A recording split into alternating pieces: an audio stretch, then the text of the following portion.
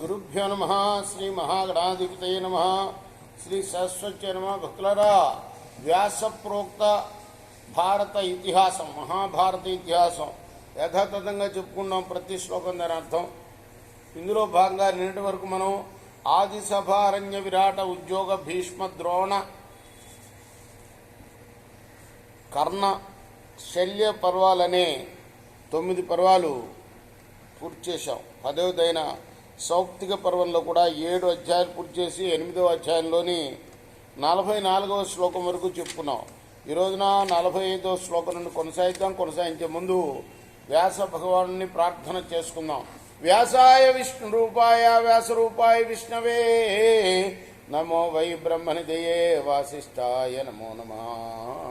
నారాయణం నమస్కృత్య నరం చైవ నరోత్తమం దేవీం సరస్వతిం వ్యాసం తతో జయముదీరయేత్.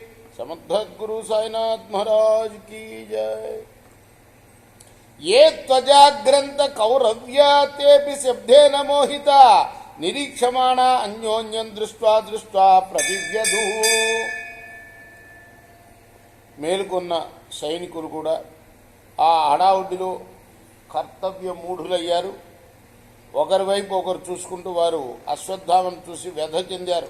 తద్రూపం తస్యతే దృష్ట్వా క్షత్రియా శత్రుకర్షిణ రాక్షసం మంజమానాస్తం నయనాన్యమీలయన్. శత్రుసూదనులైన ఆ క్షత్రియులు ఆ అశ్వత్థామ రూపాన్ని చూసి రాక్షసుడు అనుకున్నారు. కళ్ళు మూసుకున్నారు. ఒకసారి సఘోర రూపో వ్యచరత్ కాలవచ్చిబిరే తతః అపశ్య ద్రౌపదీ పుత్రాన్ అవశిష్టాంశ సోమకాన్. ఆ తర్వాత అశ్వత్థామ భీకర రూపంలో యముడిలాగా ఆ శిబిరంలో సంచరించాడు. ఇంకా మిగిలి ఉన్న సోమకులను, ద్రౌపది కొడుకుల్ని చూశాడు. తేన శబ్దేన విత్రస్త ధనుర్హస్త మహారథ దృష్టద్యుమ్నం హతం శ్రుత్వా ద్రౌపదేయా విశాంపతే. దృష్టద్యుమ్నుడు చనిపోయాడని విని మహారథుడైన ద్రౌపది కొడుకుల 5గురు ఆ కోలాహలానికి భయపడి ధనుస్సులు చేతపట్టుకొని నిలిచారు. అవాకిరన్ శరభ్రాతే భరద్వాజామభీతవత్ తతస్తేన నినాదేన సంప్రబుద్ధ ప్రభద్రకా శిలీముఖై శిఖండీచ ద్రోణపుత్రం సమార్ధయన్. నిర్భయంగా అశ్వత్థామ పైన బాణవృష్టిని కురిపించారు. ఆ తర్వాత ఆ చప్పుడుతో మేలుకున్న ప్రభద్రుకులు, శిఖండి కూడా బాణాలతో అశ్వత్థామను పీడించారు. భారద్వాజ సతాన్ దృష్ట్వా శరవర్షాని వర్షతః ననాద బలవన్నాదం జిగాం సుష్టాన్ మహారథాన్. శరవృష్టిని కురిపిస్తున్న వారిని చూసి భారద్వాజుడు ఆ మహారథుల్ని చంపగోరి పెద్ద పెట్టిన సింహానాదం చేశాడు. తతః పరమ సంక్రుద్ధః పితుర్వధమనుస్మరన్ అవరుహ్య దోపస్తత్వరమాణో భీతుద్రువే సహస్రచంద్ర విమలం గృహీత్వా చర్మ సంయుగే ఖడ్గంచ విమలం దివ్యం జాతరూప పరిష్కృతం.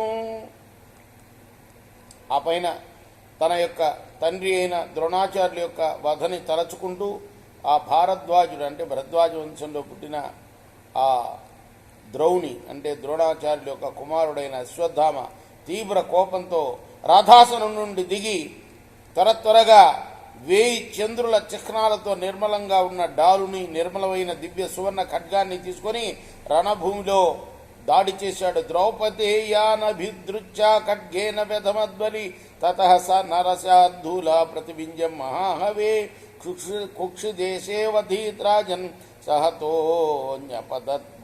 ద్రౌపది కొడుకుల పైకి ఉరికి ఆ బలశాలి కత్తితో వారిని ధ్వంసం చేశాడు రాజా. ఆ తర్వాత అంటే సంజయుడు చెప్తున్నాడు మహారాజుకి, ధృతరాష్ట్ర మహారాజుకి, ఓ రాజా, ఆ తర్వాత సంగ్రామంలో ప్రతివుంజిని పొట్టలో కొట్టాడు. అతడు చచ్చి నేల కోలాడు. ఆ తర్వాత ప్రాసేన, ప్రతివుంజుడు అంటే ఉప పాండవుల్లో ఒకళ్ళు అనమాట, 5గురులో పాండవుల యొక్క కొడుకులు ఒక్కొక్కరిని చంపుతున్నాడు.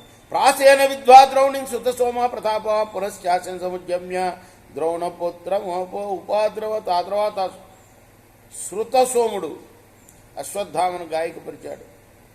మళ్ళా కత్తినెత్తి అశ్వత్థామపై దాడి చేశాడు. శృతసోమస్య శాసింతం బాహుం చిత్వా నరర్షభ పునరప్యాహనత్ పార్శ్వ సభిన్న హృదయోపతత్. ఆ తర్వాత సోముడి యొక్క చేతిని నరికాడు అశ్వత్థామ. పక్కటెముకలై కొట్టాడు. ఆ తర్వాత గుండె బద్దలై అతను పడిపోయాడు. నాకులిస్తూ శతానీక రథ చక్రేణ వీర్యుహాన్ దౌర్భ్యాం క్షిప్య వేగేన వక్షస్యేన మతాడయత్. ఇక నకులుడి కొడుకు శతానీకుడు రథచక్రాన్ని ఎత్తి వేగంగా అశ్వత్థామ రొమ్ముపై కొట్టాడు. అప్పుడు అతాడయేచ్చతానీక ముక్త చక్రం దుజస్తు సహ విహ్వలో యయౌ భూమిని తతోస్యాపాహరచ్చిర. శతానీకుడు చక్రాన్ని విడవగానే అశ్వత్థామ అతన్ని కొట్టాడు.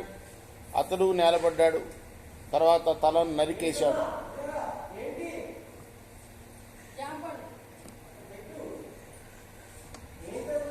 శృతకర్మాతు పరిఘం గృహీత్వా సమతాడయత్ అభిదృచ్యయౌ ద్రోణిం సవ్యే సఫలకే భృశం. శృతకర్మ పరిఘను తీసుకుని అశ్వత్థాంపై దాడి చేశాడు. డాలు పట్టి ఉన్న అతని ఎడమ చేతిపై తీవ్రంగా దాడి చేశాడు. సతుతం శృతకర్మాణం హాస్యే జగ్నే వ్రాసిన సహతో న్యపతద్భూమౌ విమూఢో వికృతానన. అశ్వత్థామ కత్తితో శృతకర్మ ముఖంపై కొట్టాడు. ఆ శృతకర్మ దెబ్బతిని భూమిపై పడిపోయాడు. ముఖం వికృతంగా కనిపించింది.